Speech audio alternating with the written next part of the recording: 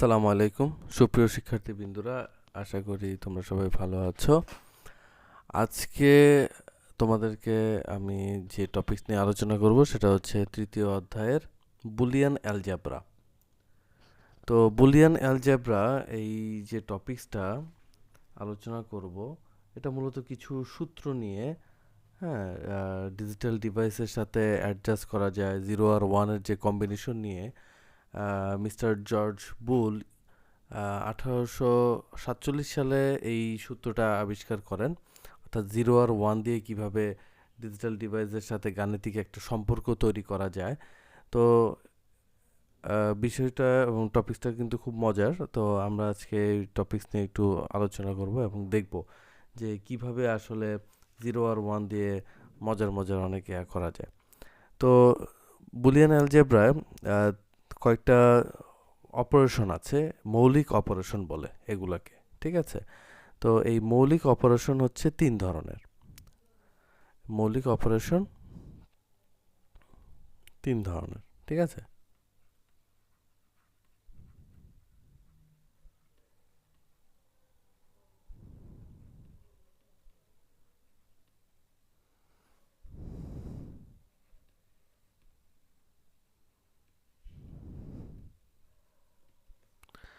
কি কি?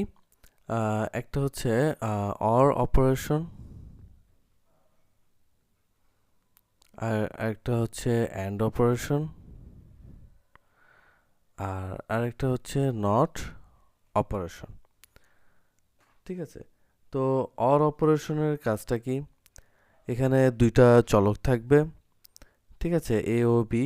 একে যদি আমি অর করি তাহলে এর যে মান পাবো, ঠিক আছে, এর মান পাবো আমরা একটা। তো আমরা এখন দেখি যে অর অপারেশনের কাজটা কি।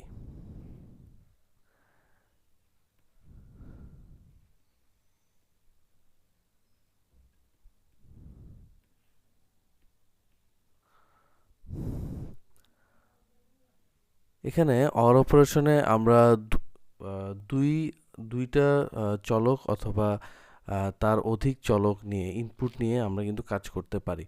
যেমন এখানে আমরা সত্যক সারণীর মাধ্যমে যদি আমরা একটা ছকের মাধ্যমে যদি আমরা দেখাই, যেমন এ আর বি এই দুইটা ইনপুট, ঠিক আছে, আউটপুট হবে হচ্ছে অরের ক্ষেত্রে এ প্লাস বি, অর্থাৎ এটা কিন্তু যোগের খেলা, ঠিক আছে? অর অপারেশন মানে হচ্ছে এখানে যোগ হবে, ঠিক আছে? তো আমি এখানে দুইটা চলক নিয়েছি। তো এই চলকে আমি মান নিব, ঠিক আছে? এই মানগুলোর সাথে যে যোগফল হবে, যোগফলগুলো এখানে বসিয়ে দেব। তো এখানে দেখি মানগুলো আমরা কিভাবে নিই। প্রথমে এখানে হচ্ছে 0 0 0 1 1 0 1 1।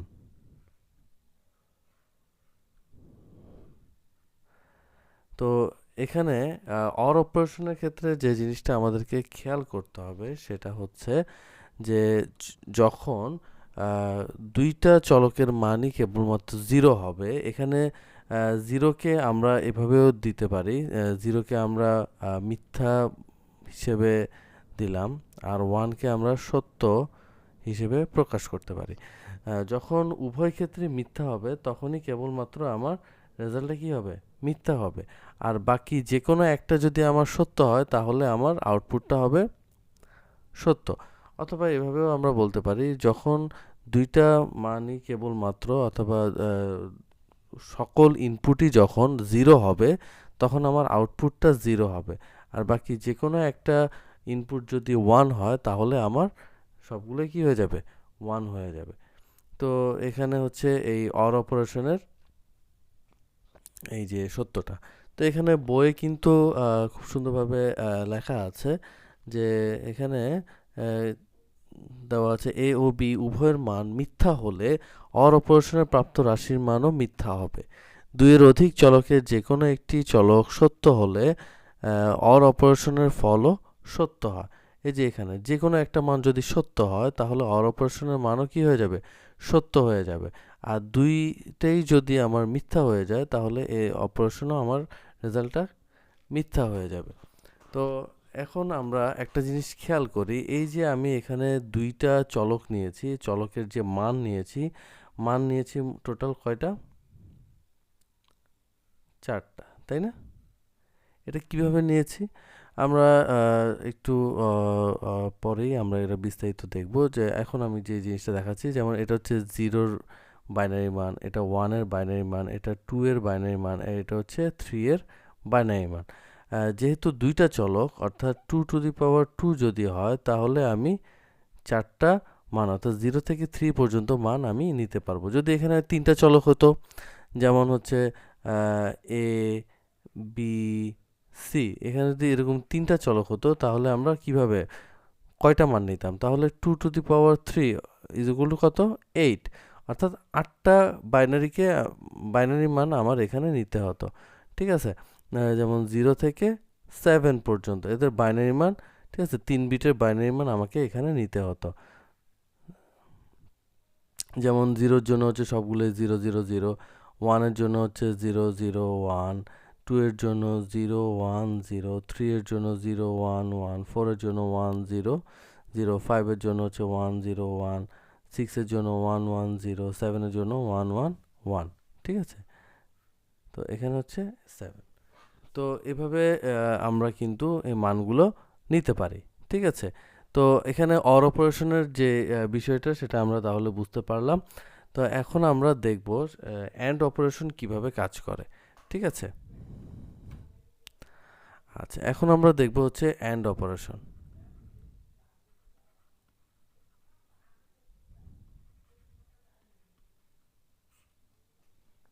ঠিক আছে?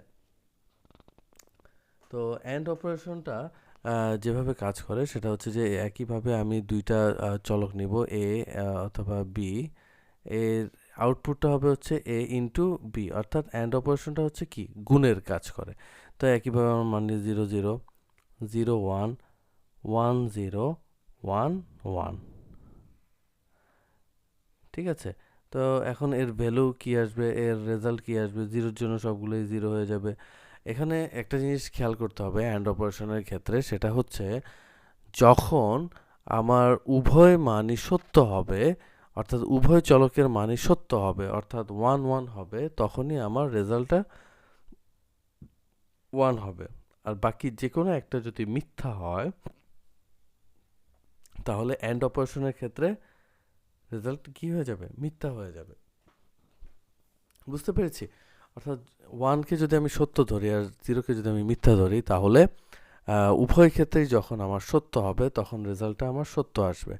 আর যে কোনো একটার মান যদি আমার মিথ্যা হয়ে যায়, তাহলে আমার রেজাল্ট কিন্তু সবগুলোই মিথ্যা হয়ে যাবে। অর্থাৎ এটা কিন্তু অনেকটা অরের বিপরীতমুখী, ঠিক কি না?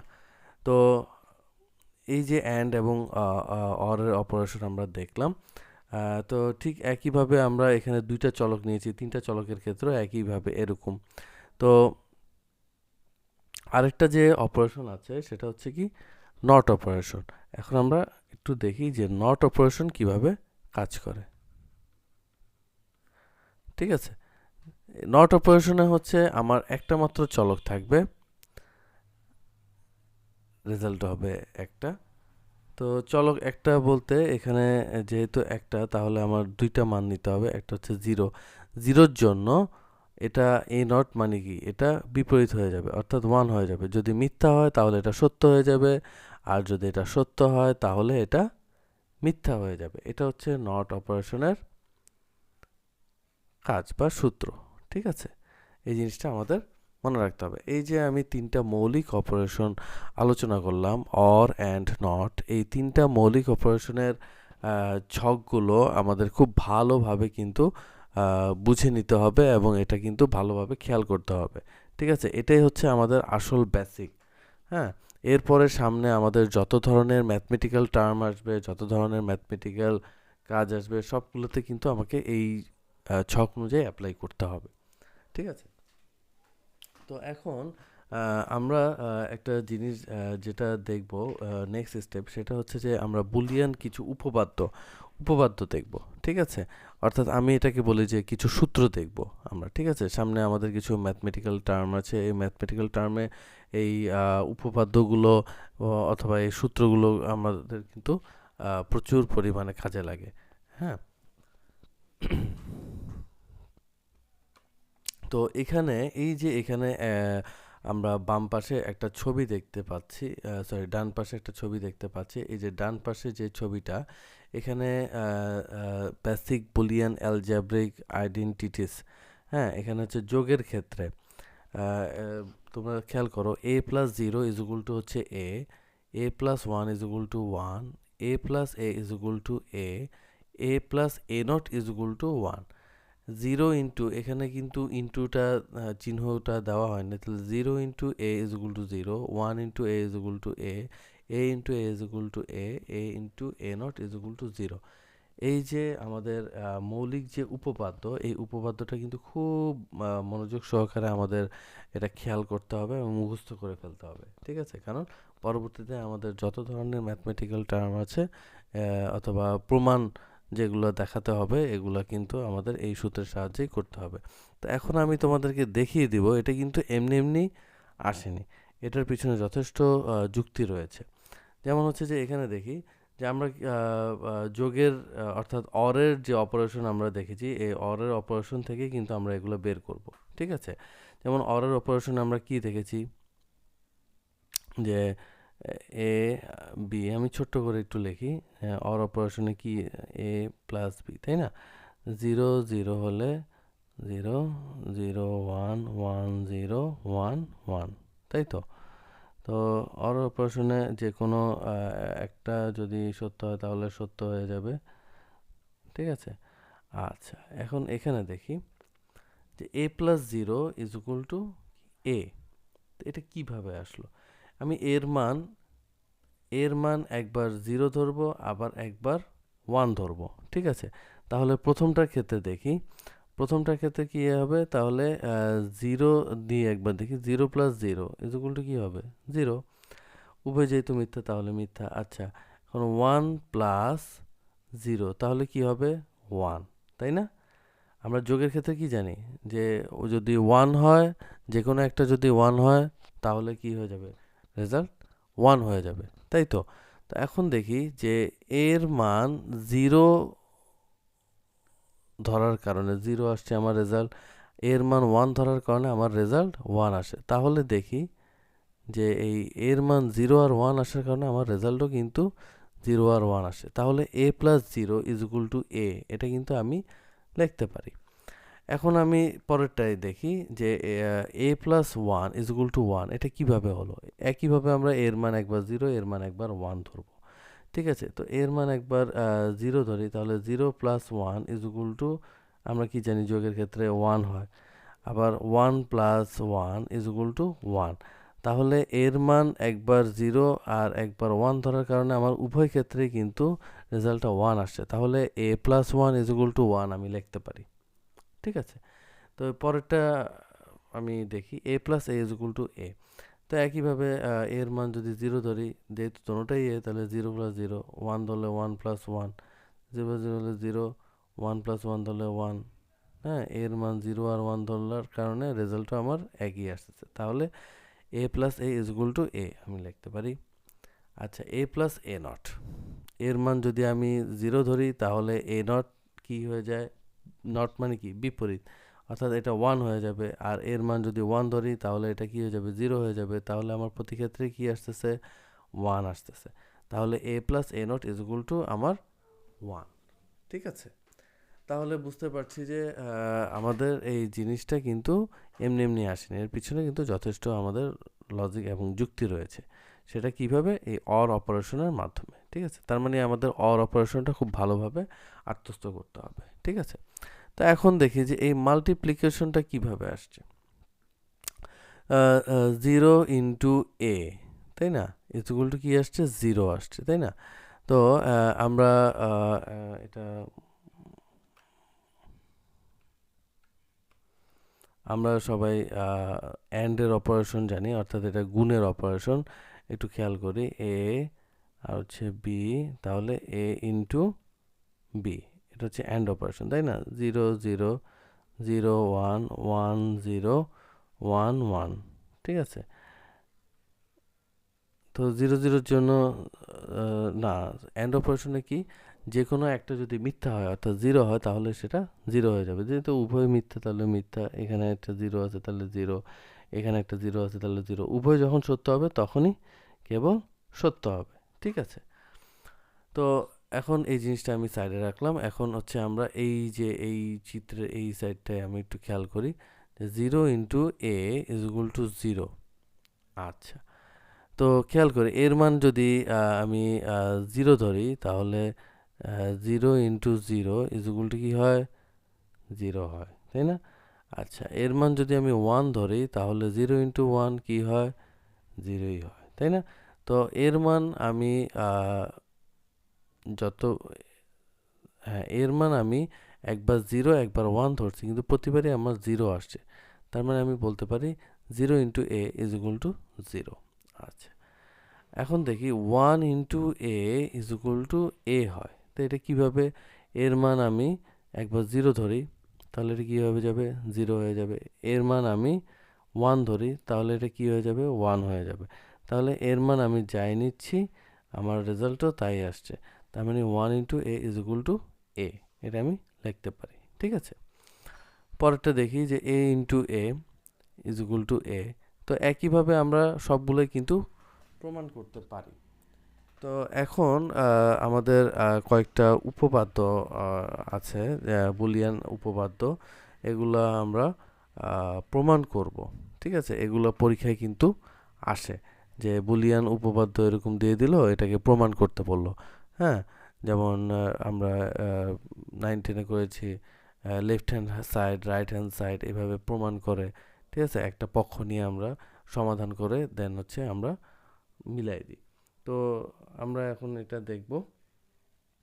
তো এখন আমরা দেখি যে কয়েক ধরনের উপপাদ্য রয়েছে। একটা হচ্ছে মৌলিক উপপাদ্য, তো আমরা দেখলাম। এটা কিন্তু আমাদের অবশ্যই মনে রাখতে হবে, মুখস্থ করে ফেলতে হবে। তাই এটা আমি ছবিটা এখানে অ্যাটাচ করে দিয়েছি, ছবিটা এখানেই থাক। তো পাশে অন্যান্য উপপাদ্যগুলো আমরা লিখি। এই জিনিসগুলো আমাদের খুব খেয়াল করতে হবে। ঠিক আছে,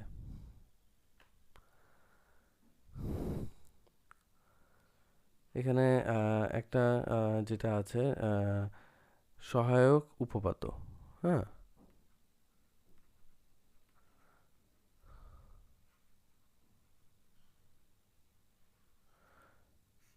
এগুলোকে এত জটিল করে ভাবার কিছু নেই, খুবই সহজ। ঠিক আছে, মৌলিক উপপাদ্য এগুলা মুখস্থ করে ফেলতে হবে। আর যে মৌলিক অপারেশন আছে অ্যান্ড অর নট, এগুলা যদি আমি মুখস্থ করে ফেলি, তাহলে আমার বাকি সবগুলো কিছুই কিন্তু সহজ হয়ে যাবে।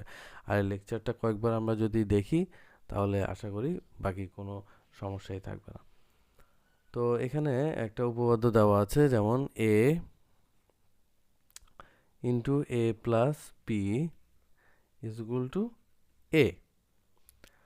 তো এটাকে বলবে যে এটা প্রমাণ করে দেখাও। তাহলে আমরা কিভাবে প্রমাণ করব? তো আমরা এভাবে প্রমাণ করতে পারি যে left hand side is equal to right hand side, তাই না? আমরা লেফট হ্যান্ড সাইড নিয়ে কাজ করব, যে A into A plus B.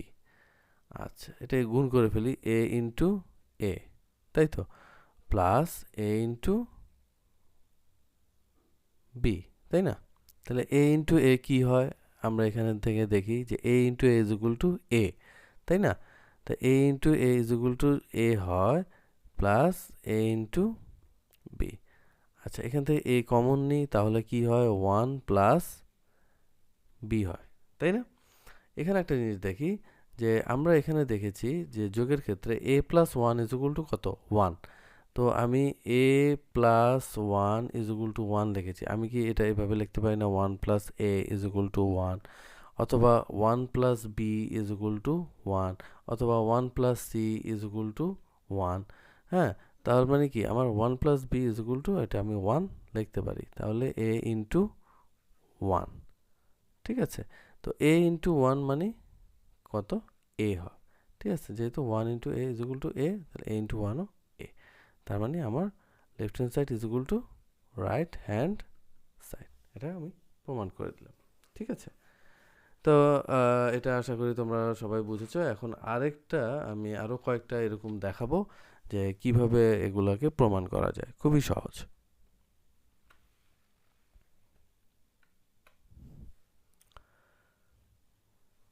এখানে আরেকটা দেখি যে A plus A B is equal to A. ঠিক আছে, তো এখন এটা খুবই সহজ। প্রথমে আমরা একটা কাজ করব, সেটা হচ্ছে যে লেফট হ্যান্ড সাইড নিয়ে নিই।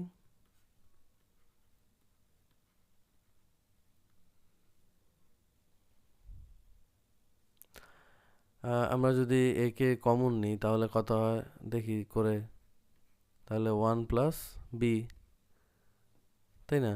তো 1 + b হলে আমরা কি জানি যে a+1 বা 1 + a বা 1 + b 1 + c is equal two কি হয়, 1 হয়, তাই না? তাহলে a into 1 is equal to a, right hand side. খুবই সহজ, তাই না? আচ্ছা, তো আমরা আরেকটা করে দেখি, সেটা হচ্ছে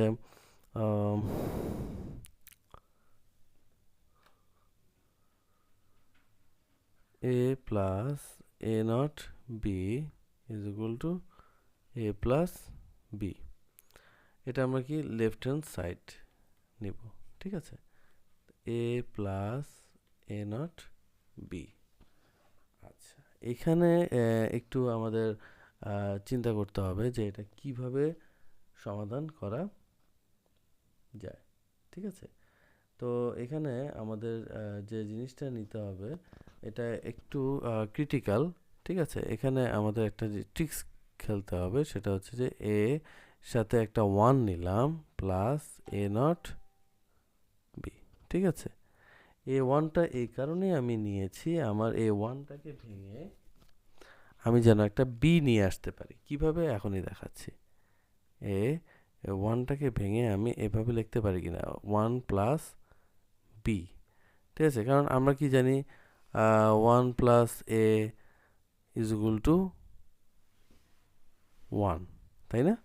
তো এই ওয়ানটাকে ভেঙে আমি এভাবে লিখলাম, বা 1 plus B is equal to 1। তো এই ওয়ানটাকে ভেঙে আমি 1 প্লাস বি লিখলাম, ঠিক আছে? Plus A not B. তো এখন আমি এটাকে গুণ করি, A plus A B plus A not B, ঠিক আছে? তো এখন আমি কি করব, এ প্লাস, এখান থেকে আমি বি কে কমন নিলাম, তাহলে এ প্লাস এ নট, তাই না? আমাকে কিন্তু এই জিনিসটা নিয়ে আসতে হবে, তাই তো? তো এখন আমরা দেখি A plus A not is equal to কত হয়। এই যে এখানে দেখি, এখানে এ প্লাস এ নট মানে হচ্ছে 1 হয়। তাহলে এই জিনিসটা হচ্ছে কি 1। তাহলে আমার এ প্লাস বি ইন্টু 1, তাহলে আমি এ প্লাস বি, এটা হচ্ছে আমার রাইট হ্যান্ড সাইড, ঠিক আছে? তো খুব সহজ না? অবশ্যই খুব সহজ। তো আমরা এটা যদি বাসায় প্র্যাকটিস করি, প্রথম থেকে দেখে দেখে যদি প্র্যাকটিস করি, তাহলে খাতায় লিখে লিখে যখন আমি প্র্যাকটিস করব, তখন কিন্তু পুরো জিনিসটা আমার নখদর্পণে চলে আসবে।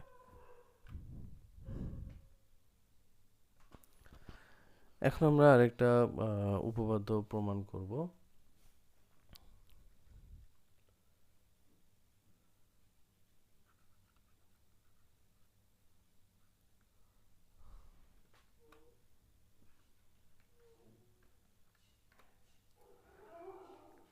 এ প্লাস বি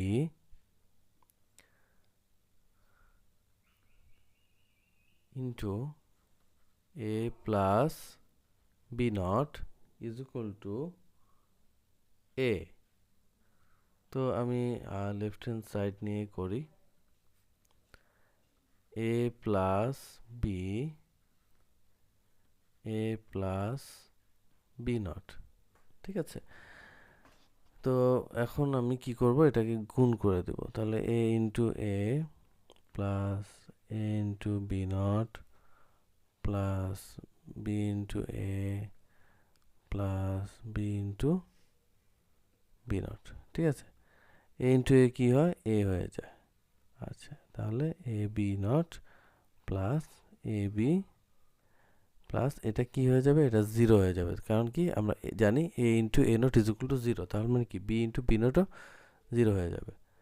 তো এখন এখানে যদি আমি এ কে কমন নিই, তাহলে কি হয়, 1 plus B not plus B, ঠিক আছে? তো এখন এখানে এটা কি হবে দেখি।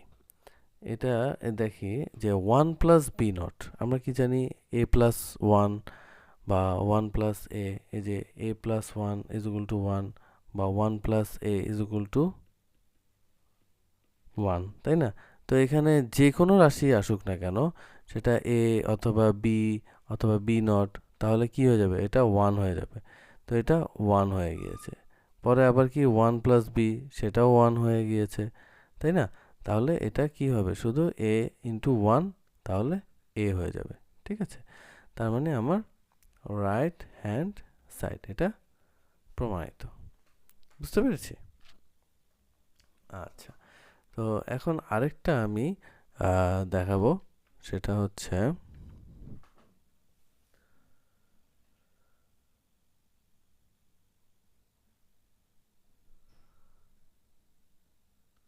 a plus bc is equal to